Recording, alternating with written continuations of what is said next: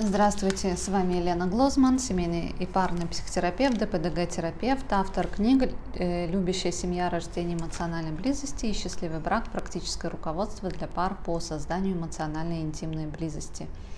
Давайте поговорим про такой интересный термин, который называется ghosting. На английском языке в переводе это испарение, превращение в призрака, исчезание, да?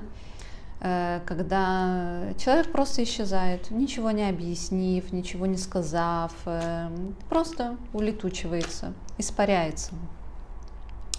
Впервые этот термин, как принято об этом считать, не знаю, насколько это правда или нет, был придуман журналисткой Рэйчел Томпсон, которая ввела этот термин после того, как ее молодой человек не пришел на назначенную встречу.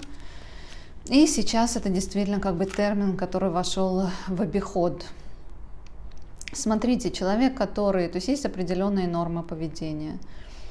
И человек, который вот так вот неожиданно испаряется, и неважно, речь ли идет о четвертой по счету встрече, да, между молодыми людьми, или брак, или служебные какие-то отношения, когда человек ничего не объясняя, просто испаряется, это очень часто, знаете, вызывает унижение, оскорбление, непонимание, да, то есть может быть изначально злость, потом человек начинает в себе постоянно копаться и пытается найти какие-то объективные причины, почему с ним так себя повели. Я хочу вам сказать однозначно, для тех, кто считает, что это поведение, оно приемлемое, оно абсолютно неприемлемое. И это абсолютно не важно, что эти гоустеры, да, которые исчезают, что у них проблемы с коммуникацией, что им сложно коммуницировать, это абсолютно неприемлемо, это поведение, это не норма для тех людей, которые переживают, которые, я не знаю, не могут понять, да, ищут в себе эту проблему, почему с ними так поступили, это не с вами не в порядке, не порядок. Я хочу, чтобы вы поняли, это с теми людьми, которые позволили себе так поступить, с ними не в порядок, понимаете, потому что это обычно люди, которые привыкли к тому, что с ними так обращаются, понимаете, или обращались, когда они были в детстве, понимаете, ими пренебрегали, их унижали, их оскорбляли, их за человека не считали, да, смотрели на них как на пустое место, и они просто, понимаете, как мы говорили с вами про травмы, что такое травма, это своего рода программирование, да, человека на определенную жизнь, и они таким образом просто запрограммированы, и они считают, что так это, понимаете, вот так, потому что с ними так себя вели. И, пожалуйста, те, кто пострадали от таких призраков, да,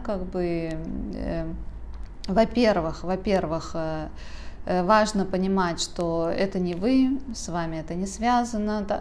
Конечно, подумайте, да, то есть, если, конечно, есть объективные причины, то может быть связано, но в большинстве случаев с вами это не связано, то есть это действительно проблема у этого человека, вы можете пожалеть этого человека, дать себе зарок, что с такими, как этот человек, вы больше никогда не будете общаться, не встречаться или минимизировать как-то свое общение. Но вы должны понимать, что норма этих людей, травмы этих людей, это не ваша норма, это не ваши травмы. Для всех людей, которые это не понимают, важно, конечно, обратиться на терапию, проработать собственные травмы.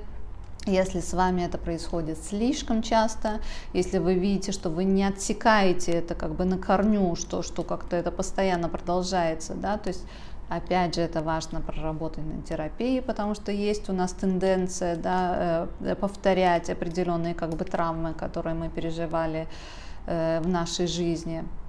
Но это не есть норма. Эти гоустеры — это не есть норма. Я надеюсь, что я ответила на этот вопрос.